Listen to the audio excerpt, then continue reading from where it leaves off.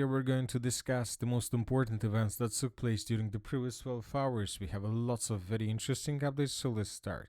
And first, we're going to talk about different statements and political updates. According to information we have, Berlin and Oslo promised new injections into the Kiev region. German finance minister stated in Kiev that Germany is committing to allocate 9 billion euros annually for the next 2 years. The day before, by the way, Chancellor Merz admitted that Germany does not have the resources for previous social payments to its citizens. It seems that Germany is going to go for all in.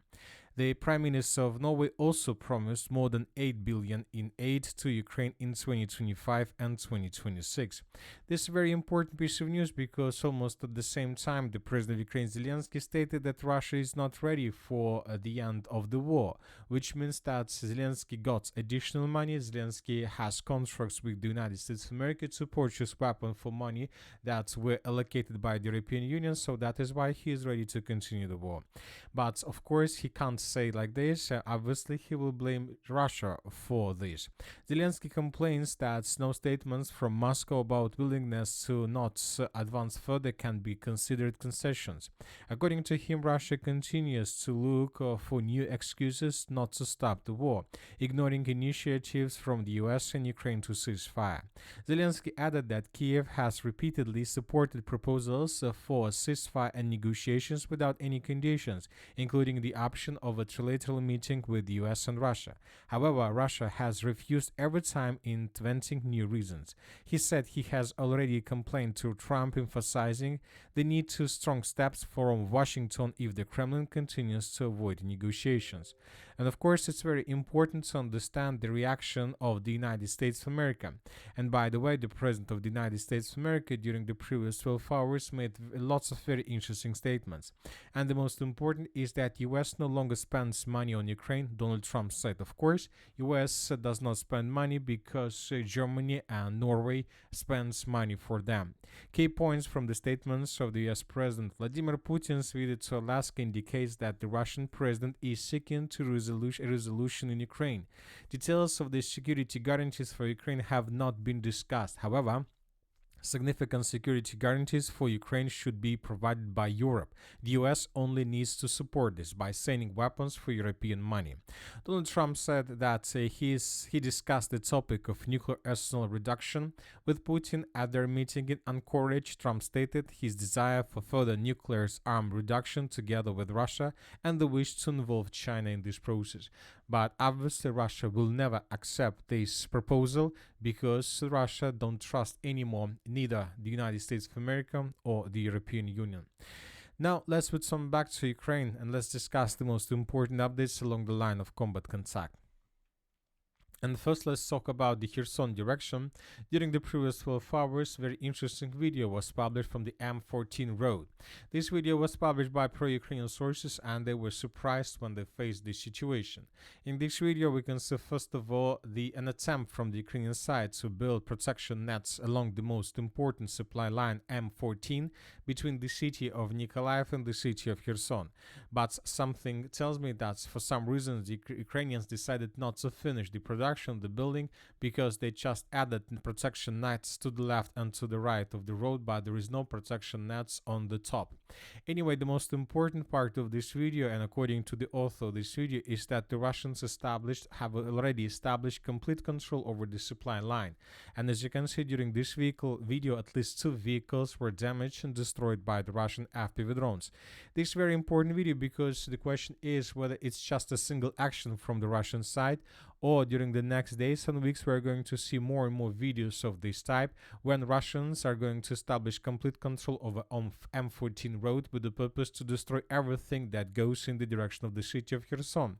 Why I'm asking this? Because during the previous 24 hours another important statement was made by the governor of Kherson direction from the Russian side.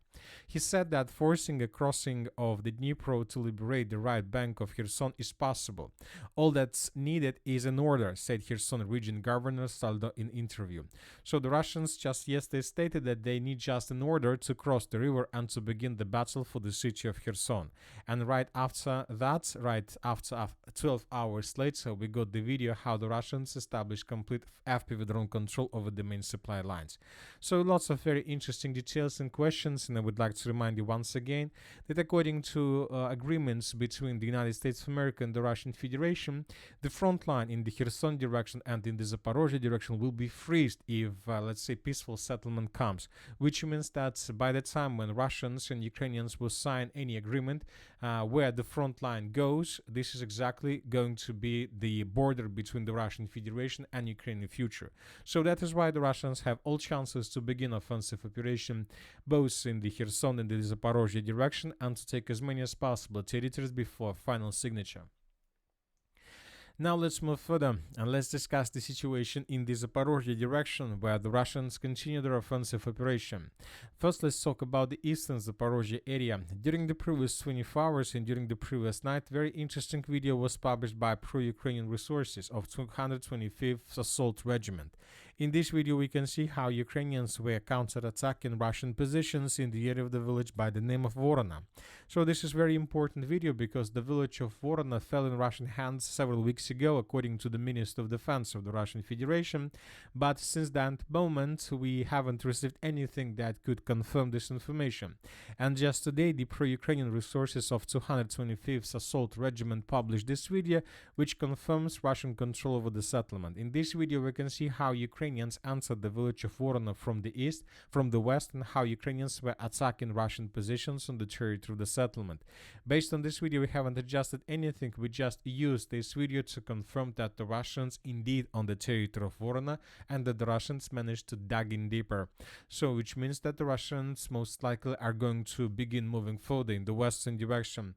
It seems that the Russians are planning to intensify their offensive operation further in the western direction with the purpose to take as many as possible different villages in this area and to shorten the distance to the main supply logistic road R85 between the settlements of Pokrovsk and Gulyai-Polye. As soon as the Russians are able to establish physical or FPV drone control over this territory, we're gonna start seeing the complete collapse of the entire direction of the entire Ukrainian defense in this eastern Zaporozhye direction, which can lead obviously to completely unpredictable consequences. Now let's talk about the Pokrovsk direction. During the previous 12 hours, we haven't received anything special. It's not just about the previous 24 hours. The most important thing is that during the previous 3 days, we haven't received almost anything important about this direction. No changes on the ground, no claims, no additional progress, no interesting videos, which is very interesting. And obviously, we start thinking that either there are very heavy clashes between the Russians and the Ukrainians, and both are trying to get the initiative in their hands, and the situation is right now is 50-50, or both the Russians and the Ukrainians suffered huge losses during the Russian breakthrough, and now both the Russians and the Ukrainians are regrouping before continuing their offensive operations or counterattacks. At the same time, several pro-Russian resources reported that there was a small progress from the Russian sides to the east of the city of Mirnograd. These territories were taken by the Russians, including all dense network of fortifications that are located in this area. So these territories were taken by the Russians according to several more or less reliable pro-Russian resources. As for the city of Konstantinovka, nothing special happened during the previous 24 hours. The only thing that worth attention is Russian FPV drone attacks and Russian activities in the area of the settlement of Stepanovka. During the previous weeks, the Russians were fighting for the settlements of Rusin Yar and for the settlements of Yablunovka.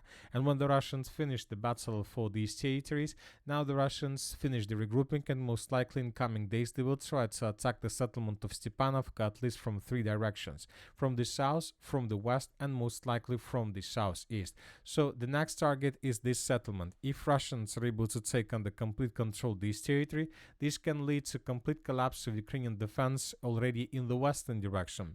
Furthermore, when talking about the western part of the city of Konstantinovka, lots of explosions and lots of attacks were recorded exactly in this area. So the Russians during the previous 12 hours, during the previous night, attacked several buildings, multi-storage buildings, that Ukrainians use units for their contingent at the temporary deployment points. A lot of explosions, a lot of destructions were recorded, and this is, as you can see, exactly located in the western part. Most likely Ukrainians were keeping their reinforcements and reserves exactly in this area with the purpose, if something happens, to send these units and send these forces exactly in the direction of Stepanovka and the settlement by the name of Dovga-Balka. So, which means that most likely when the Russians destroyed Ukrainian temporary deployment points for their reserves, we believe that they will begin offensive operation in the direction of Stepanovka, and they will take a look how these things are going to develop. Very high chances that the Russians will secure this territory, and this can get the situation, this area of Konstantinovka, a bit closer to the total collapse. Now let's talk about the Liman-Sivers direction. Today we receive lots of updates, mainly from pro-Ukrainian side, about the magical wood, magical forest. So the forest, Serebryanka forest, this part that located between the settlements of Kremenaya, Bilogorovka, Siversk, and the settlements of Zarechno Tarskoy, we're talking about this area, has the title of Serebryanka forest by the name of the settlement of this, but the soldiers on the ground are calling this area as magical forest. I don't know why I call this area magical forest, but probably due to the situation and due to the very heavy clashes for this territory that started in the late November of 2022, when Ukrainians, after the Kharkiv counter-offensive operation, managed to restore almost complete control over this territory. So obviously the battle for the magical forest currently is the longest battle since the beginning of the entire special military operation. And now we see that the Russians either are about to finish the battle for this territory or have already won this battle. The Ukrainian sources reported that the defense of the Serebryanka forestry, or the magical forest, unfortunately is coming to an end. This is the statement of pro-Ukrainian resource. Along with this, who has connections with the ground, or probably who is on the ground. Along with this, the defense of the bridgehead on the eastern bank of the Zherebets River is also coming to an end. This significantly worsens the positions for both case settlements east of the Kramatorsk-Slaviansk agglomeration. We are talking about Siversk and Liman. Siversk is already partially half surrounded, encircled from two sides, and if the enemy, the Russians, breaks out from the Serebryansky forest to Dronivka and captures it, then it will be surrounded from three sides. Things that are, to put in mind, not very good, if not say completely bad. So the Ukrainians are saying that during the next weeks, after the Russians finish the securing of the magical forest, the Russians will continue offensive operation in the area between the settlements of Yampol, in the area towards the village by the name of Dronovka, with the purpose to cross the river of Seversky Donets and to land infantry on the Ukrainian side. So, summarizing everything, the Russians will try to create something like this. If Russians are able to take under complete control these territories, we can start talking about complete collapse of the Siversk defense, because from this very moment we expect that the Russians will intensify their offensive operation from the south in the direction of these villages and the towns, and the Russians will intensify their offensive operation from the north, and the Russians will have just one purpose: to cut the Siversky cauldron and to force the Ukrainians to fall back through the only corridor that will last for the armored forces Ukraine under very heavy fire and Russian control with FPV drones and artillery systems.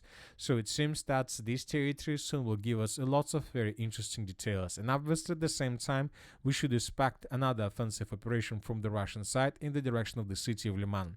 The Ukrainians understand what the Russians are trying to do, of course, and during the previous days they carry out another suicide counter-offensive operation with the purpose to take under control the village of Novomykhailovka. Ukrainians sent infantry, 20 stormtroopers, and they published this video, but the vehicle was destroyed, and later every single soldier of the armored forces of Ukraine who was involved in the battle for Novomykhailovka was also destroyed. So counterattack failed, and now the Russians are free-handed to move further in the direction of Siversk, the cities of Liman and Siversk, and the river of Seversky Donets. As for the Kupiansk, Kharkiv directions and the Sumy regions, during the previous 24 hours or during the previous night, nothing special happened. And that's it for the short video. Military Summary channel reminds we condemn any violence in the world. Thank you for your watching, subscribe to my channel, put your likes, join my Patreon, and have a good day. Bye bye.